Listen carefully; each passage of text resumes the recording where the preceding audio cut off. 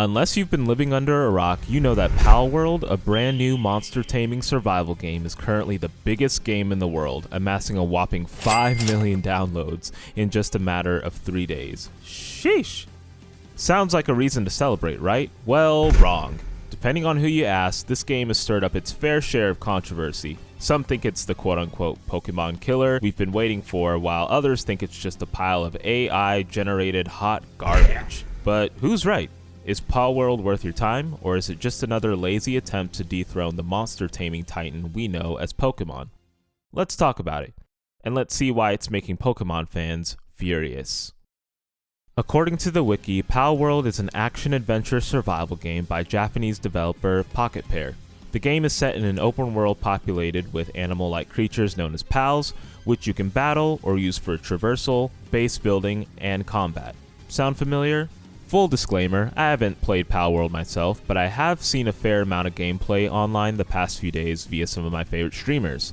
Regardless of how you feel about the game, I think the internet mostly agrees that it's fun, putting all the Pokemon with guns meme aside. However, this game is under fire, no pun intended, because of its pals' undeniable inspiration from existing Pokemon. And to be honest, inspiration is putting it lightly. Most of them look straight up plagiarized. Cecilia Faye on X has posted a huge thread featuring all 111 pals currently available in the game and the striking similarities with different Pokemon. I mean seriously, from Lamball and Wooloo to Grisbolt and Electabuzz, but the worst one has to be this guy, Robinquill and Decidueye. How in the world did the developers get away with this? Palworld literally reminds me of that old meme where the kid says, "Copy my homework, but change the answers a little bit so that it doesn't look like you cheated." It's gotten so bad that Pokemon fans have been accusing the developers of using AI to generate the designs of the pals. Evidence shows that they've developed another game in the past utilizing AI, so it checks out that they might do it again for Palworld. But to make matters even worse, the developers have apparently been receiving death threats online out of the Pokemon's fans' frustration with the game and its growing popularity. Yes, it's gotten that bad. So yeah, that's the Palworld drama in a nutshell. Things very much feel unresolved right now, and I'm sure that more controversy will develop with this game in the coming weeks. But until then, I think the best course of action for anybody keeping up with this game is to remember a couple of things. Number 1,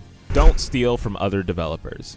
It's one thing to be inspired by another game, but to steal intellectual property from that game and claim it as yours is just outright wrong and dishonest. Number 2, be kind to people, whether you're into the same things or not. There's absolutely no reason to resort to death threats or actual violence for someone liking or handling things differently than you.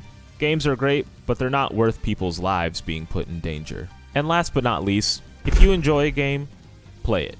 It doesn't matter what other people think, no matter how loud they may be online. Games are made to be played. Games are made to be enjoyed, and if you enjoy a game, that's really all that should matter in the end.